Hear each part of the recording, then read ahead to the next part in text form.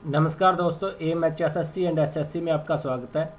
जैसा कि आप सभी जानते हैं कि हमने हरियाणा में CET के एग्ज़ाम को लेकर हरियाणा जीके की क्लासेस स्टार्ट कर रखी हैं और उसी सीरीज़ में चलते हुए आज हम हरियाणा के MCQ करेंगे जो HSSC प्रीवियस ईयर क्वेश्चन है। तो चलिए शुरू करते हैं। पहला क्वेश्चन है जी, हरियाणा में भौतिक व रासायनिक गुणों के आधार पर मृदा का वर्गीकरण कितने भागों में किया जाता है जी। ये अपना टॉपिक रहेगा, हरियाणा में भौतिक एवं रासायनिक गुणों के आधार पर मृदा का वर्गीकरण। भौतिक और रासायनिक गुणों के आधार पर राज्य की मृदा को कितने भागों में बांटा जाता है। पहला ऑप्शन है 4, 5, 6, 7। तो भौतिक और रासायनिक गुणों के आधार पर राज्य की मृदा को 6 भागों में बांटा जाता है जी। कितने भागों में बांटा जाता है जी? 6 भागों में बांटा जाता है। अगला क्वेश्चन, हल्की मृदा में कौन सी मृदा उपस्थित होती है जी। बालू दोमट, अपेक्षाकृत बालू दोमट, ए और बी दोनों, या खादर। तो देखिए ए और बी दोनों प्रकार की मिट्टी उसमें उपस्थित होती है जी। उसके बाद तीसरा क्वेश्चन है जी, बालू दोमट मृदा की विशेषता क्या है जी। मृदा का नरम होना, सेकंड ऑप्शन है पानी का पर्याप्त रिसाव, सिलेट मृत्तिका तथा बालू का अनुपात समान, ऑप्शन फोर्थ है जी अप्रोक्स सभी।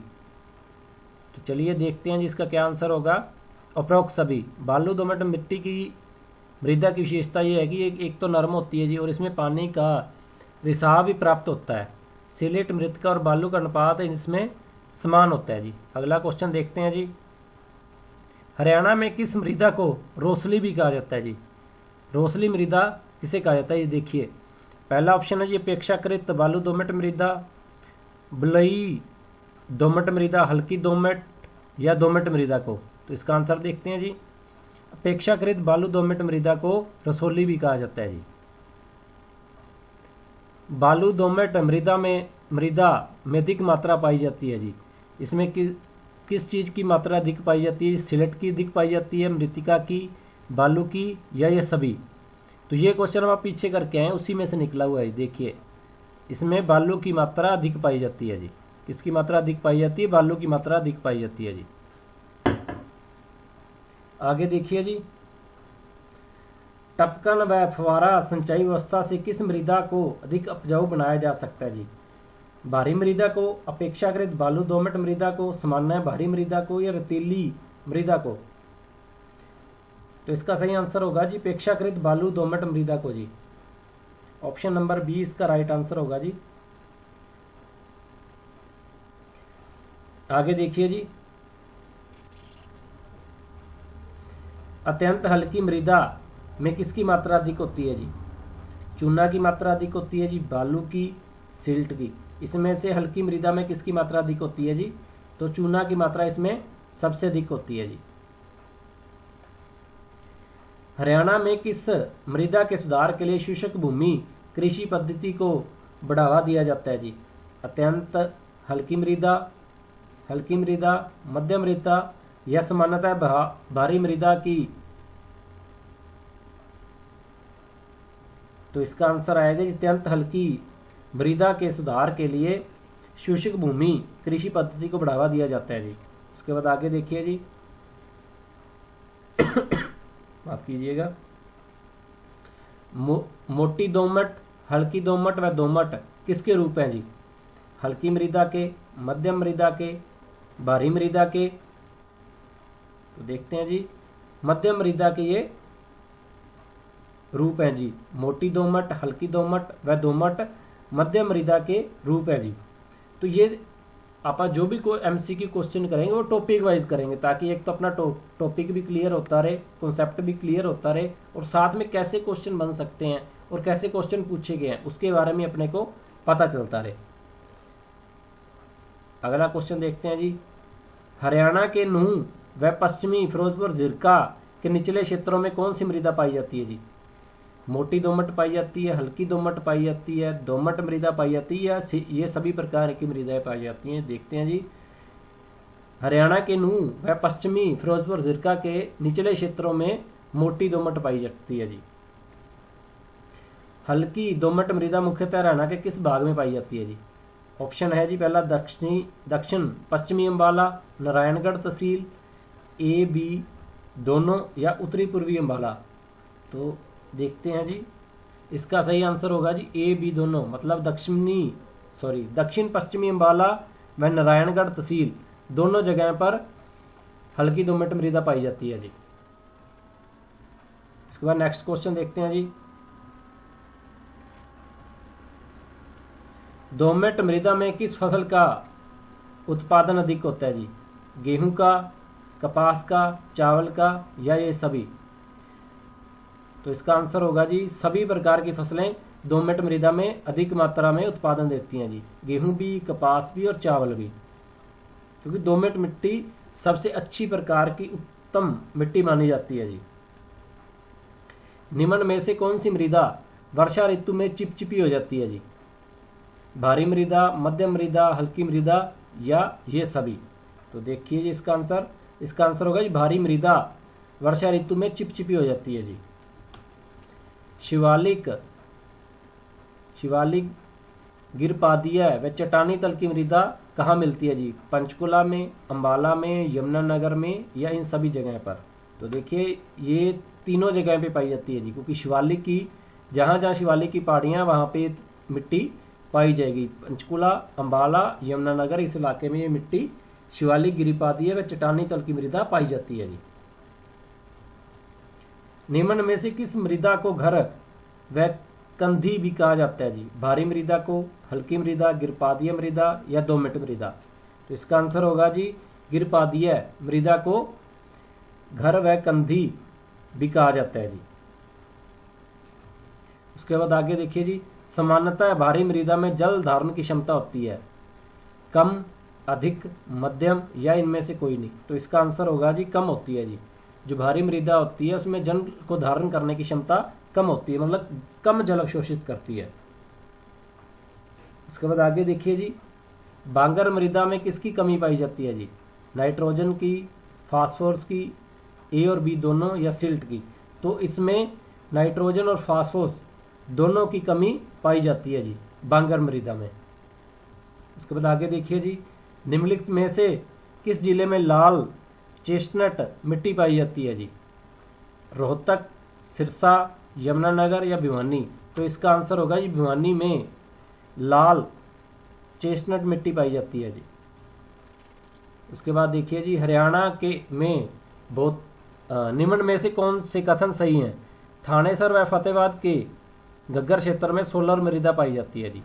जगाधरी और लोहा युक्त चीका अर्थात डाकर मृदा पाई जाती है। शिवालिक मृदा कालका तहसील पंचकुला में पाई जाती है जी। या गिरिपादीय मृदा शिवालिक के गिरिपादीय क्षेत्र में पाई जाती है जी।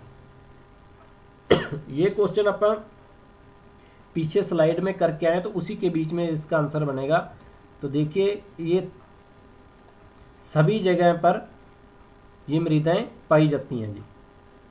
ऑप्शन नंबर ए भी सही है, बी, सी, डी तीनों सभी जगह पर ये चीजें पाई जाती हैं। थानेसर व फतेहाबाद के घग्गर क्षेत्र में सोलर मृदा पाई जाती है।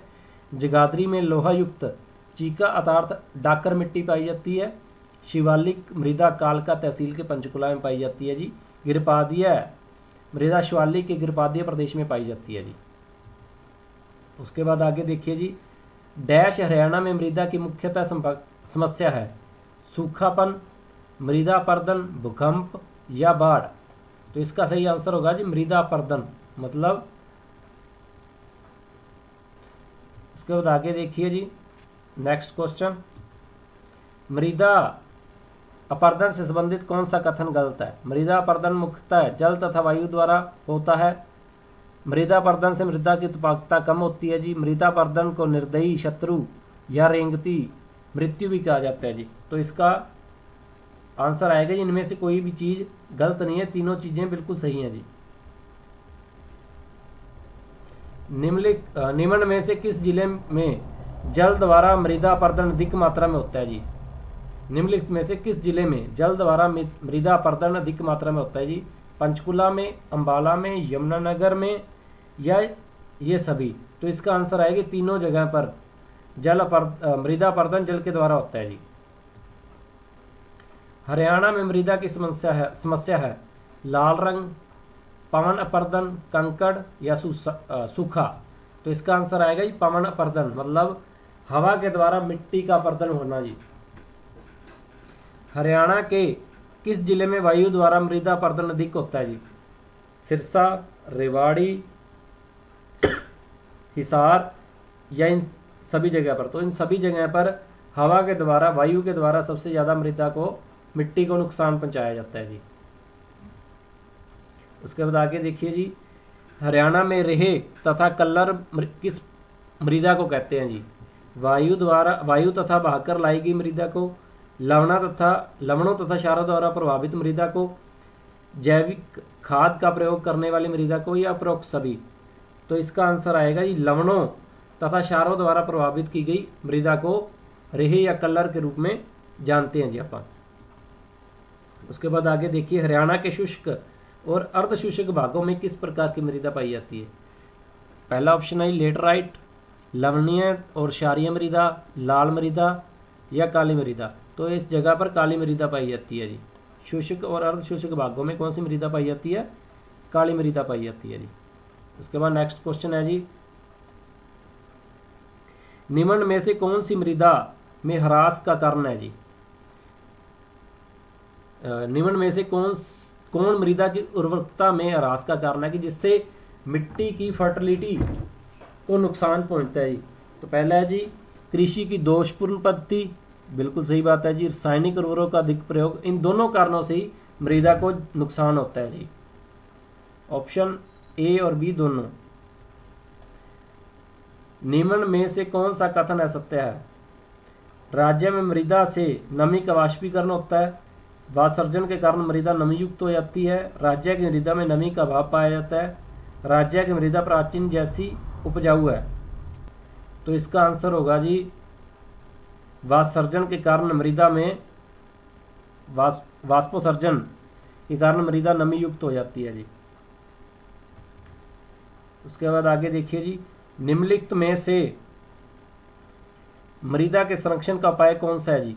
वृक्षारोपण, बांध बनाना, पशुचारण पर नियंत्रण, ये सभी कारण नहीं, इन सभी चीजों से मृदा का अपवर्तन रोका जा सकता है जी, मिट्टी को बचाया जा सकता है जी। उसके बाद आगे देखिए, यही आंसर है जी, ऑप्शन नंबर 4 बिल्कुल सही आंसर है जी। निम्नलिखित में से किस जिले में मृदा अपरदन को रोकने हेतु पौधों को पंक्तिबंध लगाना चाहिए? हिसार में, भिवानी, सिरसा या ये सभी? इन सभी जगहों पर पौधों को पंक्तिबंध लगा के अपन मृदा के अपरदन को रोक सकते हैं कि जिससे मिट्टी एक जगह से उड़कर दूसरी जगह पे ना जा सके, जिससे मिट्टी का नुकसान ना हो। तो ये थी जी आज की हमारी एमसीक्यू की पहली क्लास, जिसमें हमने मृदा टॉपिक से जितने क्वेश्चन बन सकते थे और जितने पीछे पूछे गए हैं प्रीवियस ईयर, उन सबको साथ लेकर आए। इसी प्रकार हम हर एक टॉपिक के हिसाब से ज़्यादा से ज़्यादा एमसीक्यू करेंगे ताकि अपनी एमसीक्यू से प्रैक्टिस होती रहे। अगर आपको हमारी वीडियो अच्छी लगे लाइक करें, कमेंट करें और सब्सक्राइब करें हमारे चैनल को। Thanks for watching.